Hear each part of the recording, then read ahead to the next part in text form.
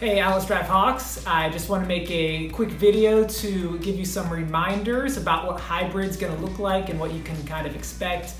Because as many of you know, Phase 2, which consists of our 6th grade students, is going to begin on Monday, October 26th. So if I look at my calendar here, that tells me, oh my goodness, Monday the 26th is just in a few days. I've got to go get some stuff ready. Oh. And I almost forgot my mask.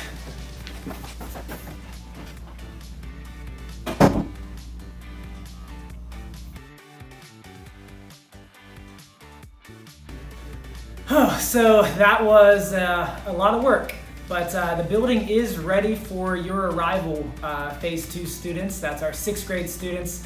You are ready to come in on Monday or Tuesday, depending on what group you're in.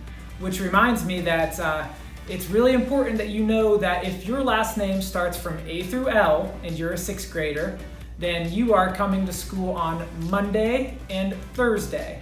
And then you would attend virtually, obviously, on Tuesday and Friday. So you'd be in the building Monday and Thursday.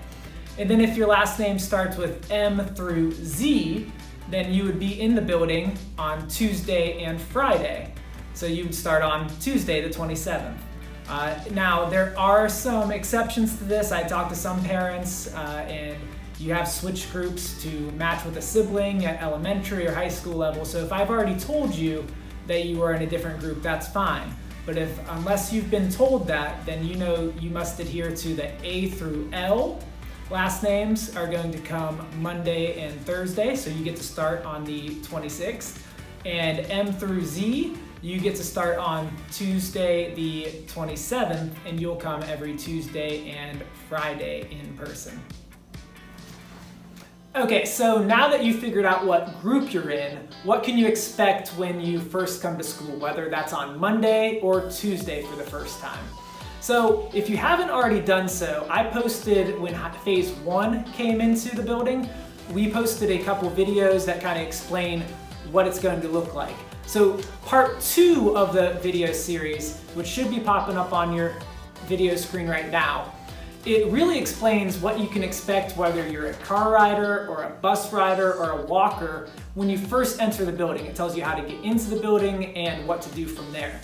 So go back and watch that if you haven't. If you already have, then you just need to know coming into the building, it is really, really, really, really important that you know what the name of your first block teacher is.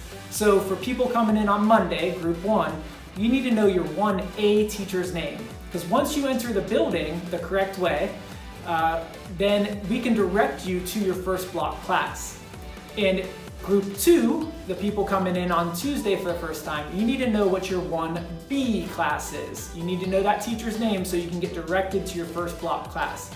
Once you get into class, your first block class is going to be kind of like a mini camp where we kind of go over some expectations, some general things. And most importantly, perhaps for you, you'll get a map of the building like this that not only has each teacher and where they're at, but it also has the hallway directions so that you can, with your teacher's help, map out by using your schedule where your 2A class is, 3A, 4A, and then you'll also be able to map out your B-Day classes. And that will be really helpful for you. You already know who the teachers are because you're going to them virtually now, but now you'll be able to see where they physically are in the building, and you can figure out with your teacher's help the best route to get there. It might be helpful if you have two different colored pens or markers or whatever, bring those with you the first day so you can maybe make A day one color and B a different color. But if you don't have 2 different colors, that's perfectly fine. You're going to just be able to write, 1A or 1B beside the classes. So that should be really helpful, and don't fear because you have plenty of time after first block to make it to second block. So even if you get lost, it's okay. Nobody's going to be here to yell at you. We're all going to be able to help you get to your next block class. So there's no pressure on you. So one note about hallways, and your teachers will remind you of this when you first get to school, is not only do these arrows tell you the direction of the hallway, but they're also 6 feet apart. So that gives you a guide to how far away you need to stay from the person in front of you in the hallway. So even if you feel like they're walking too slow, we're not going to be passing each other and things like that in the hallway. So don't get right up on them. You need to keep your 6-foot distance away from them. So that was a one-way hallway. This is an example of a two-way hallway where you can see the arrows on this left side, which are going toward me, and then the arrows on the right side, which are going away from me. So if you're on a two-way hallway, you need to stay all the way to the right. So if I stay all the way to the right here, I got my 6-foot distance from the people on the left, and as long as I'm paying attention in front of me, I can keep my 6-foot distance from the person in front of me. Because remember, those arrows are 6 feet apart. So as long as I shouldn't hit this arrow until the person in front of me hits the arrow in front of them. So you want to make sure you're paying attention, and that way you'll keep your distance. Okay, so the next thing you need to know is what to bring to school, because this is a school year that's different than any other school year you've ever had in the past. So the first thing that you definitely need to bring is your mask. And that could be either a cloth mask like this or a surgical type mask like this. You can bring a face shield, but that has to be used with the mask. So this is okay, but this is not okay. So you need to make sure that your mask is either a cloth mask or a surgical type mask. And if you don't have one of those, then you don't need to fear, because we will provide those for all students when they come to school. The students will just need to be responsible in keeping up with those so that they have them every day for school. So on that note, the very popular gator type neck gaiters, they are not allowed per district policy. So if that's the only thing you have, don't fear, because again, we will give you the correct type masks when you first come to school. The major thing that you also need to remember is to bring your Chromebook charged every day. So I'll say that again, a charged Chromebook every day. This is going to allow you to do your work at school. Even though you're back in the building, pretty much all of your work is still going to be on this Chromebook. The difference is you will just be in person with your teacher. So that might make it a little easier for many of you to get the help you need. So it does need to be charged. Please do not bring your chargers to school. When you bring your chargers to school and start plugging them in everywhere, you tend to forget them places, and then because it's real easy for them to get lost or you lose track of it. So please bring your Chromebook charged instead of bringing your charger with you.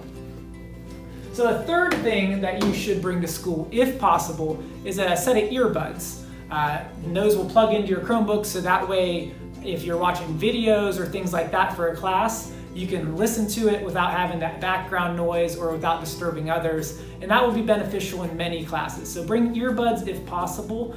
Please don't bring a super expensive pair of Beats or something like that to school, because again, if you lose track of it, drop it, or something like that, you're not going to be very happy. So if possible, bring a nice inexpensive pair of earbuds, and that should help in some classes.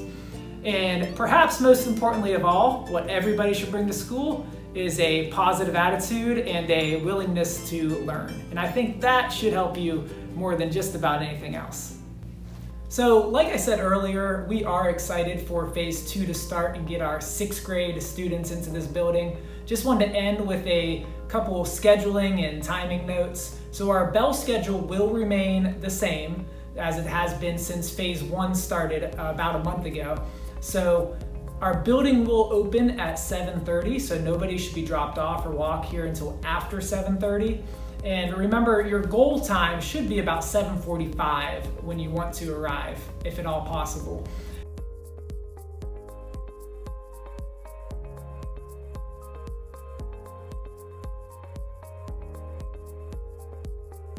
And you will be assigned an enrichment teacher where you will go to their physical class inside the building every day that you're here. So, and you will get that assignment during first block on Monday or Tuesday whenever you come in. So that class, your enrichment time will not change whether it's an A day or B day. Your enrichment teacher will be the same every day you're in the building. And this is a time for students to hopefully either get caught up in classes if they're behind, they can check for some misunderstandings and the teacher can help clarify maybe something they're not getting. And if it's a student that's really just doing well in all their classes, this is a time for that student to maybe dig a little deeper into some content and maybe just go that extra mile so to make sure that they're getting the best learning experience possible. Our official school end time remains 3 o'clock. The car rider gate will open around 2:15 every day, and parents who know that their student's doing well, and if you want to come sometime after 2:15, you can. And if that student's caught up in all their classes, they can be released early to the parent. But if your student's struggling and you want to make sure they get that enrichment time, then please do not come until 3 o'clock, which is when our official release time is. So students, that should be some incentive to make sure all your work is caught up.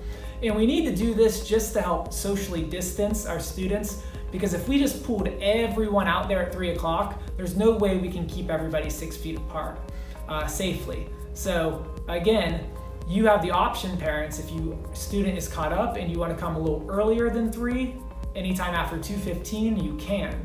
But you can also just wait until 3 o'clock to come pick up your student. Now walkers, you're always going to be released at 3 because there is no parent for you to go to. And our bus riders, you will be released around 3 as well as those buses come into the school building to pick you up. So I hope that clarifies some of that. So 6th graders, we are excited to see you, whether you're coming in person on Monday for group 1 or you're coming in person for the first time on Tuesday for group 2, or even if you're just staying virtual, we're excited to see you through the computer screen as well. So we do look forward to all the educational opportunities you get, and please let an administrator know if you have any questions or concerns. You can reach us by calling the school or sending one of us an email. Thank you.